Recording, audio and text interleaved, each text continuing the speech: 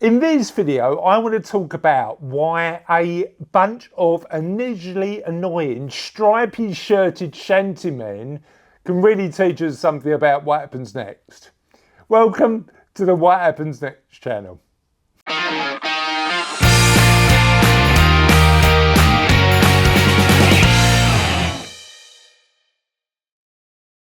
So it's a couple of weeks ago.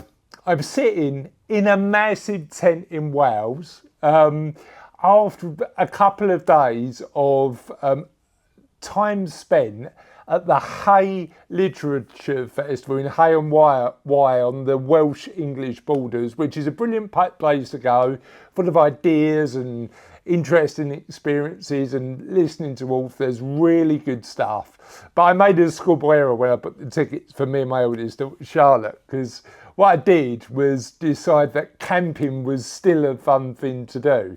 And unfortunately, camping for me meant very little sleep.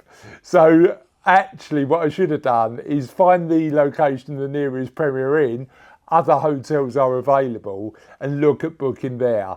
And it was weird because after a couple of days of listening to all these authors, I'm in a massive tent in the festival thinking, oh, I could really get an hour's sleep just sort of laying in the sun under this tent, when in walked into the tent about 15 sea shanty singing shantymen.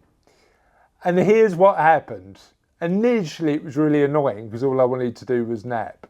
But then I realised that what they were doing was really interesting when we think about what happens next. And this is the story I want to tell you today. And what I really learned from the experience of just sitting in a tent on the English-Welsh border, listening to these shantymen.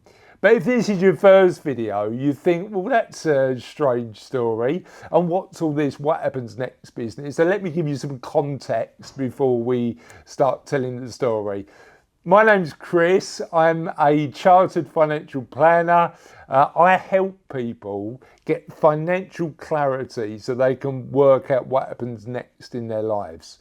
And this channel is all about not only exploring some of the financial things you want to be aware of when you're thinking about that next chapter of your life, but doing a zoom out, thinking about well-being in all sorts of different contexts, from financial well-being to emotional well-being to social well-being to physical well-being to purpose and values. You know, if we've done something for so long, what then if we decide to move on to the next chapter of our lives and potentially leave the bulk of our careers, what do we do next, and how does it sort of give us purpose and values?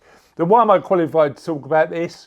For 20 years now, I've been speaking to people at that crossroads. And most of the conversations that I've been having have been financial in nature. They've been, have I got enough? Am I going to live the life I want? And what's my next step to make sure that I'm financially independent enough to ensure that I can live the life? And that is a really fundamentally important conversation to have. But I realised a couple of years ago now that we probably need to have better conversations about preparing for the next chapter of our lives. And this channel's all about that. It's about having conversations that not only think about the money transitions we need to make, but also some of the other things that we should explore when we're thinking about what happens next. Now, we've got a bunch of different interviews with a bunch of different experts. But what I also like to do once a week is just share an insight from me personally, either from what I've learned from one of our guests or from my experience in the world and working with clients and what I've learned from that, or from things that I've learned in the meantime. And my experience that I want to share with you today is what I learned in a tent on the Welsh English border from a bunch of shantymen. So I'm in this tent. I'm a little annoyed that these shantymen are singing because I could actually do with a bit of a nap. But when I realised how much fun they were having. When I turned round and like sort of left my nap alone and decided that wasn't happening anymore and turned round and watched them, I realised they were absolutely brilliant. And you can check them out online. I'd encourage you to do that. The Hey Shantymen, they're called, and we'll make sure we put links to who they are and what they do below. But here's the interesting thing, because what you had is a bunch, 15, I'd say 15, 16, of primarily men 50 or above. And singing for them, singing sea shanties for them, clearly was about more than just the singing. It was about community. It was about fundraising, because they fundraise for the RNLI. It was about doing something to entertain others. It was giving them well-being in a bunch of different ways.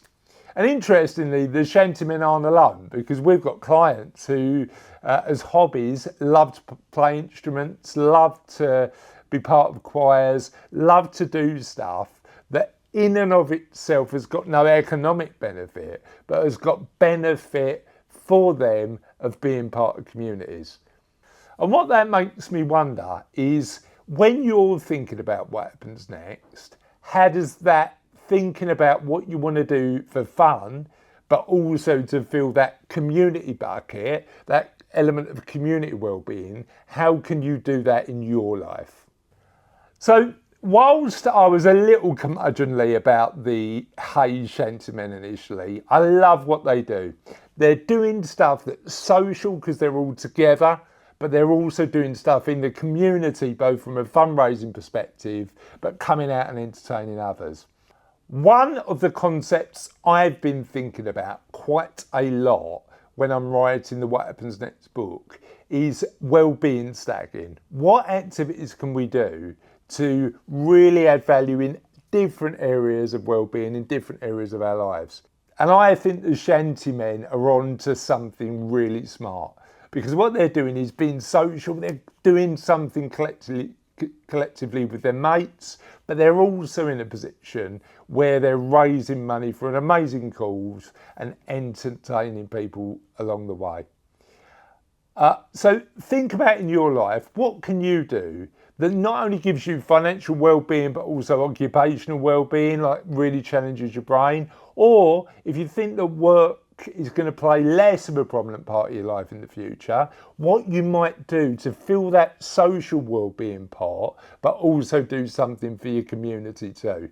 And please feel free to share the ideas you've got to fill different well-being pots by performing activities in the comments below. As always, if this has made you think about well-being in the next chapter of your life from a different perspective, we've got loads more content, and we intend to share loads more content about these subjects. Please subscribe. It really helps us grow the channel, support you, which is our ultimate aim. And we shall see you next time on What Happens Next.